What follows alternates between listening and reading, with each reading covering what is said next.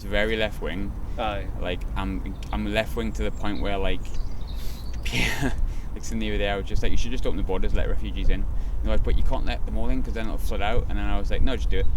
I'm like, but that's not a plan. I was like, I don't give a fuck. I'm not going to say no to someone. Like, I want to just let them in.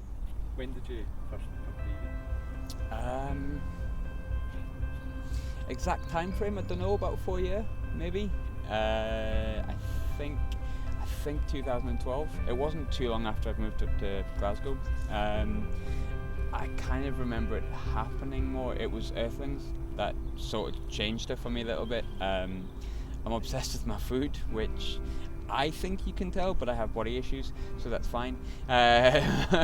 So my wife, well, my girlfriend at the time, now my wife, wanted to see where the meat had come from so we could make more of a conscious decision, which looking back is like... but yeah, and anyone who's seen Earthlings knows what kind of effect that should have on you, and it certainly did with me. So yeah, about 2012 I think.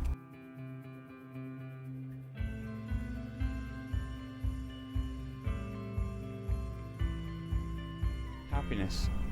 I was 13 and it was completely untouchable. I didn't have a home and it was in none of my neighbours' homes either. I could not find it. Despite numerous attempts to cover myself up, I faked myself as a Jehovah's Witness. I knocked on doors asking for it, but it was simply not home. One evening, I used to be in a band which feels about 10 years ago, but it's not. I think it was like 2009 that we broke up, and I never wanted to play guitar, I never wanted to play piano, and even when like people had given me ready-made songs and gone, I'd really like you to sing on this, I was like, alright, cool, I'll do it, but I was never really into it. You can't even plan these things, and I felt totally in control, yet so out of it. Now was my chance. Veganism came into it because, well, first the poetry side of it is because it's important to me. I wanted to do Veg Fest, and little be known to them, like I didn't know what I was doing. I think the email assumed I did, but I didn't, which, you know, joke's on them now, I guess.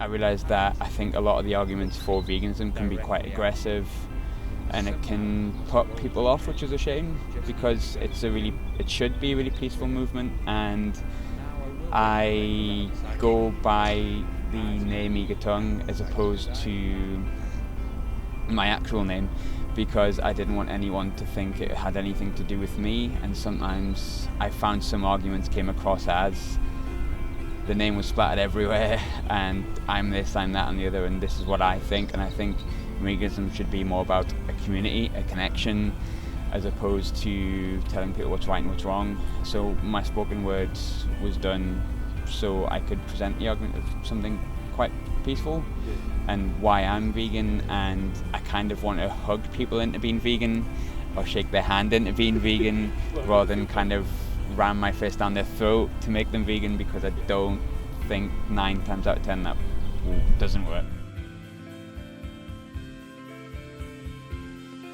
Good stuff about being vegan. It's not all about posting like Instagram posts. You can meet some really cool, clever people who are vegan, but you admire them for completely separate reasons, and there's a lot of good stuff that comes from it. It's generally people with that mindset generally are, I would like to think, good at heart, and people who maybe aren't vegan are also good at heart, so you can connect with them in the same way. So a vegan connection can build a community from the inside out, which is good, because there's no negative to that, I hope.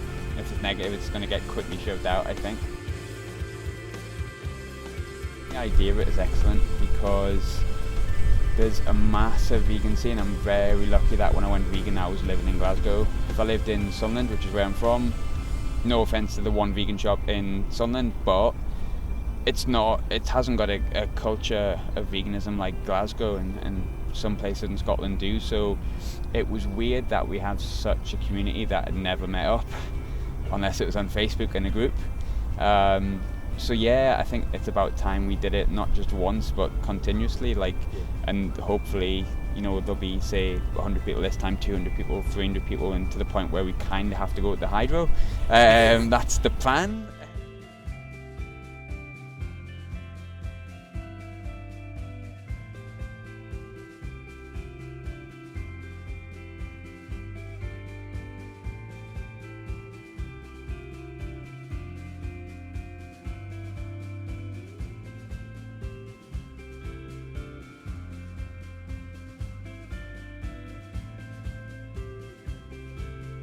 About time we kind of maybe came together and invited other people in, but also enjoyed ourselves and made it bigger than what it maybe already is, because it's got a lot of potential in it. So it's surprising that you kind of claim that. You would think people would have picked up on that beforehand, but whatever, you take it.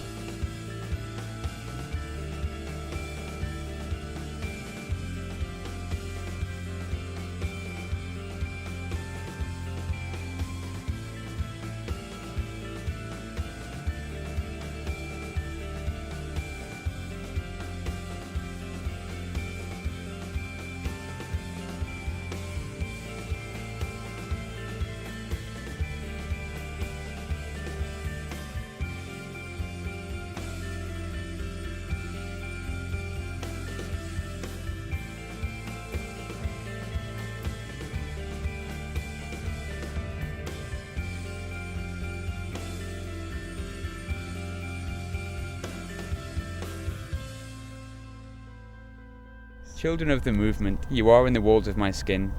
You have strengthened the muscle inside of my heart. Even when full of smoke and the lines to it were clogged, and full of that fat that none of us had really had the chance to chew, but you lunged at it, with every fucking tooth showing. You, my teacher. You passed on your aggression with a French kiss.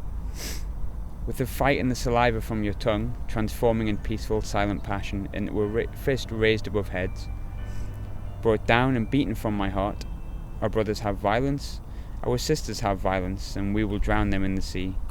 Because our waves will rise highest. We were defeated every day, but we were never fucking silent.